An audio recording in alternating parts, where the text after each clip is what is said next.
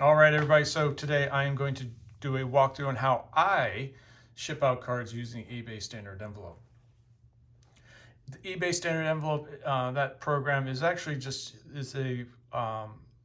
utilizes the Postal Service's bulk mailing system to provide tracking.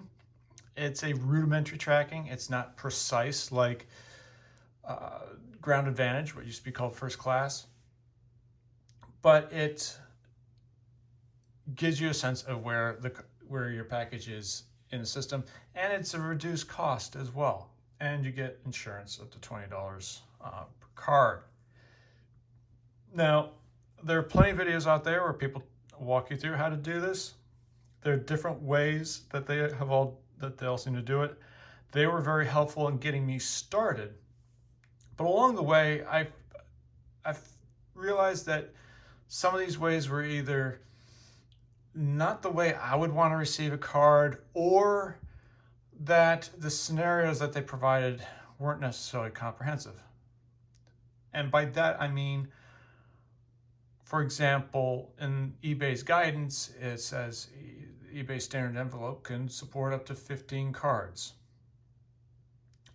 They're generally right there. But the examples of how people send out the cards using eBay Standard Envelope really didn't cover the situation between 1 and 15. It was, okay, here's one card that's going out. Here's how you do it. Great. But I'm going to cover different scenarios as well, starting with 1 and then working my way up to an example here where I've got 12 cards. Now, without eBay Standard Envelope, this is absolutely, shipping out low and selling low-end cards, $1 or $1.50, whatever, would not be economical at all. And you got to have that tracking just for peace of mind. Now, when it comes, so let me go ahead and get started with the first example, which is really one card. Now, what a lot of people do is that they'll use a card saver. And if it works for you and it gets the cards in your destination, great. But I don't use these because it's not how I would want to send them. Now, I'm kind of surprised that the grading companies have you send them in these. Now, for a thin card like this, which is a Topps flagship, it's a thin card. So you're not going to have the kinds of issues that I'm about to mention here. But if your card gets any thicker, like for example, a thicker top loader, something that has a memorabilia in it, piece of jersey, etc., those will be thicker. And then what you'll see here is that with the thin edge of the card saver, it's going to put pressure on the edges and even more notably the corners. Now, a lot of people are very successful in getting them sent out. It's just a risk I don't want to take. I don't want to have an unhappy customer saying, hey, the corners are messed up, blah, blah, blah, blah. I just want to avoid that. So what I use instead are top loaders. Just a standard top loader for a single card. Of course, with a penny sleeve. So card in the penny sleeve and then in the top loader. Now, this is where I'm going to start diverging from a lot of the guys that are online. A lot of them will just put tape here, maybe pinch the top to keep the card from slipping out. Yes, that could work, but I am just of the nervous type. I don't want any chance of that card coming out and coming into contact with an adhesive, even if it is painter's tape. That's why I will eat the extra 1 or 2 cents and put that in a team bag. I'll put that in upside down so that if it does slide, it comes up against the bottom edge of the team bag, not the end that opens up.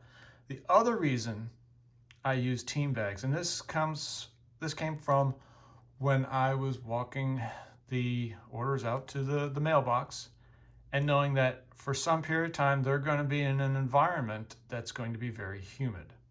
Okay, Granted, they're not going to be dunked in water. The mailman may accidentally drop it in a puddle. But even then, even absent that, they're going to be out in an environment where it's going to be humid. So putting it in a team bag and sealing it up nice and tight will give it that little bit of extra protection. So in this case here, I'm just going to seal that up. Adds almost no thickness, minimal cost. Yes, it's a slightly additional cost for you shipping out, but it's more peace of mind and it helps ensure that it gets to where it's supposed to get to in perfect condition. So here I am with the example, one card. I've got this in a team bag. Now, what some of the tutorials will show you is using cardboard, say something like this, or a piece of a cereal box or something like that. Now,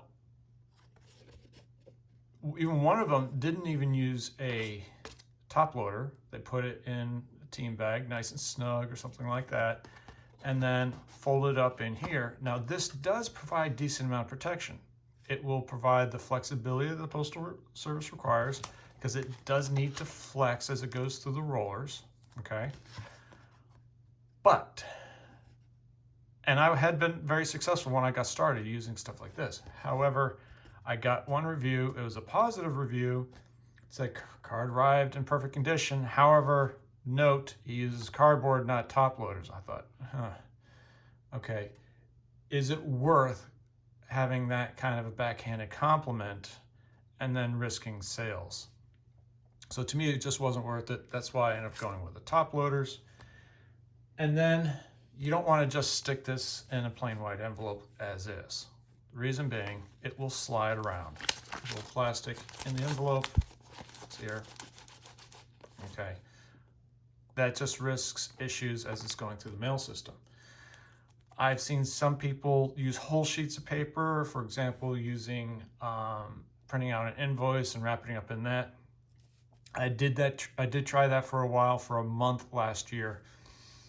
And the results I got were not positive, in the sense that it added bulk and it added a bit of a puffier sponginess to it. So what I saw as a result was the tracking ended up, the cards were not showing up in tracking.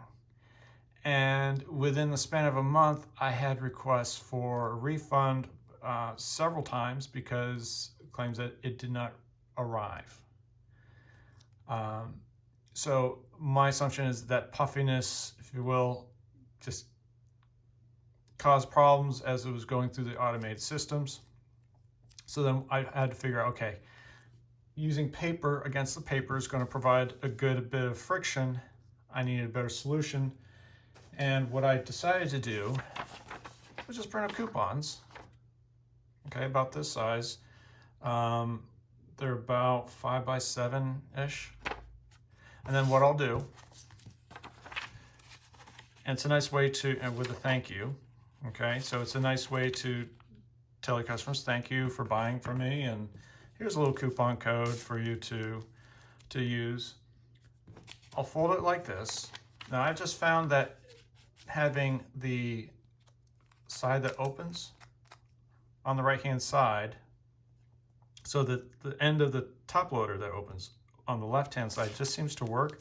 Some people said that that works better with the rollers. I don't know, maybe that is the case, but I just stumbled upon that. It just seems to work. So I then take little pieces of painter's tape, close it out that way. It doesn't cover all the way, but that's fine. On one end, you've got one end of it, or one half of it touching adhering to the team bag, and then the other, both ends adhered to the paper with a little bit in the middle on the team bag. So it holds it in place. Throw it in the envelope. Just seal it up. I push out a little bit of air that's in there. And then I take a label. Now, it may seem like a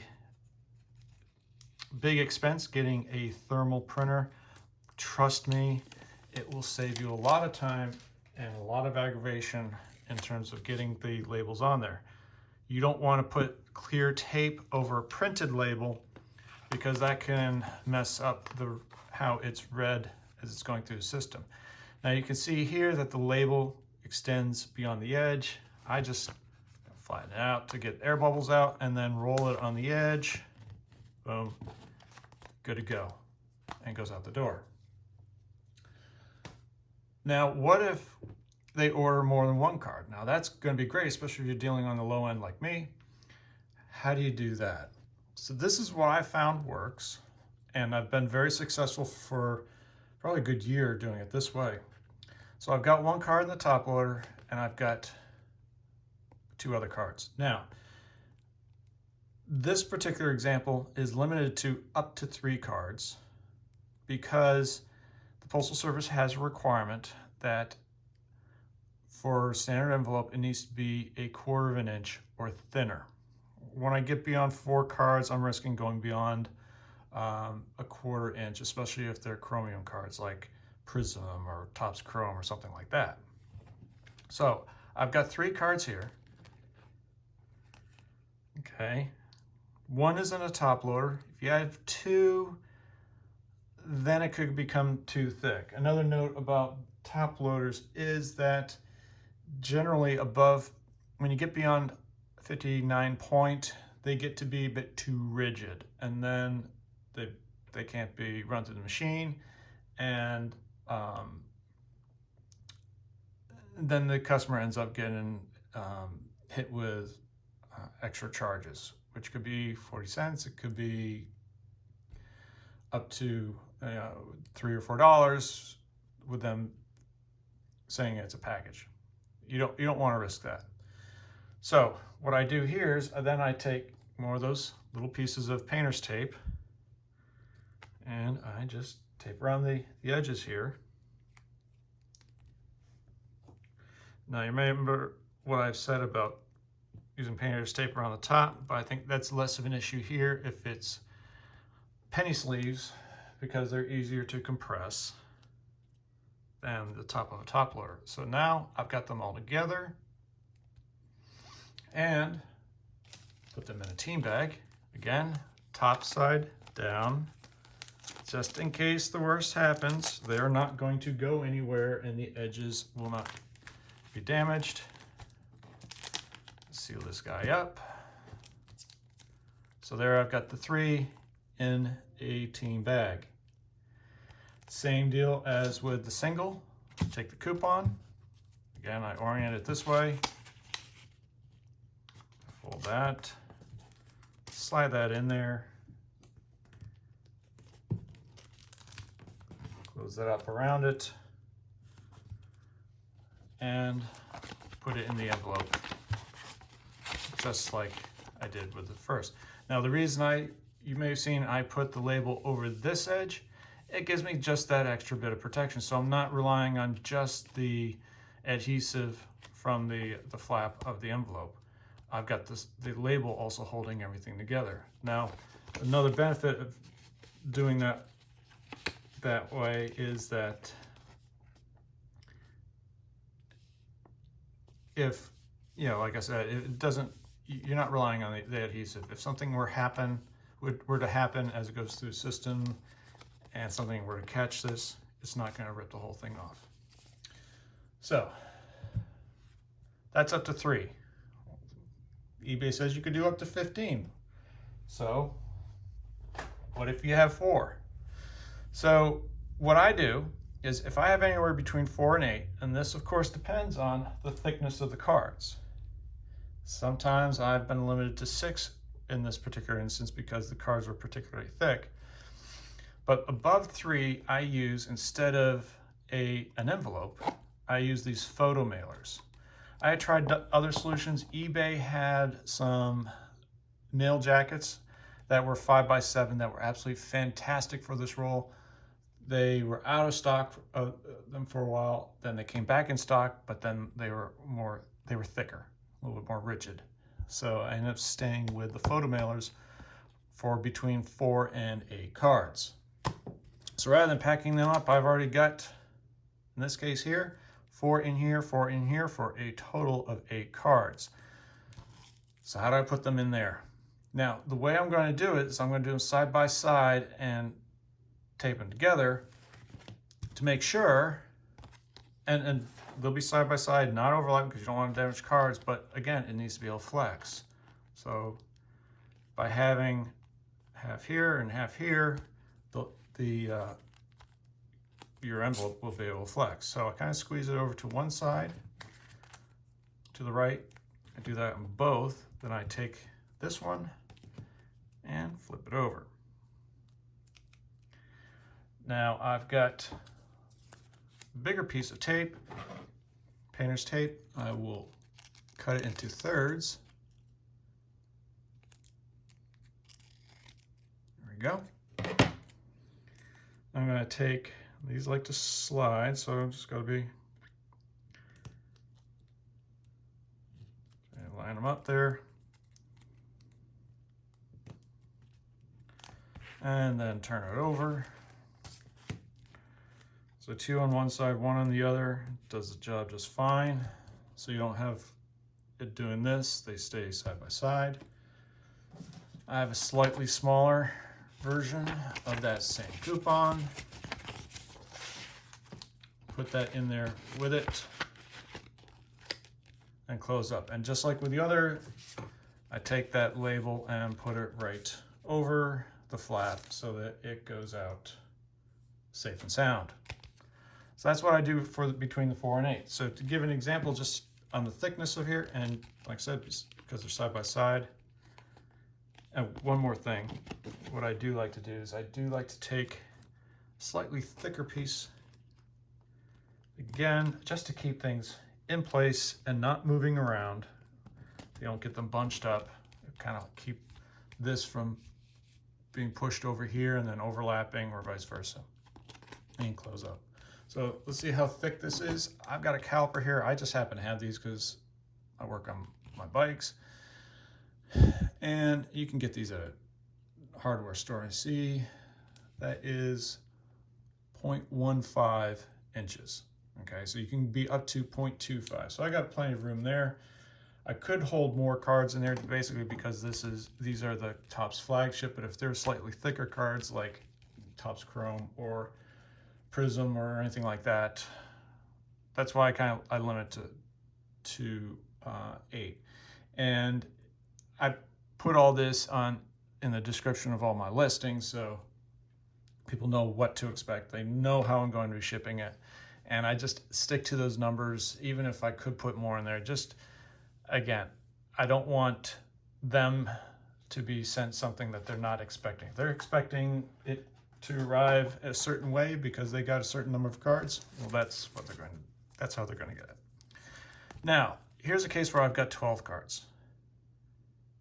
Typically, that will not fit in a photo mailer. So for 12 cards, what I use are these mail jackets, these longer mail jackets that you can get from eBay. The nice thing about them is they're thin, so they are really flexible. Again, you need that flexibility for it to go through the mail system. So for this, I'll use a coupon, and I do need actually a couple more just small pieces of tape. All right, use those in a moment. These off to the side. But what I'll do here is I'll take these top to top, end to end, just like that. I'll take a piece of painter's tape like that.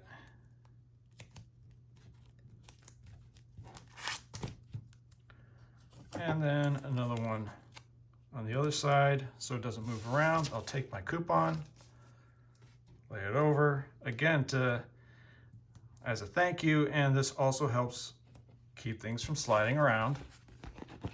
Take my mail jacket, take this guy, slide it in seal it up. What I'll do is I'll put some packing tape over this just because I don't want to trust the adhesive alone. And then you just slap the label on there. So that's how I send out using eBay standard envelope.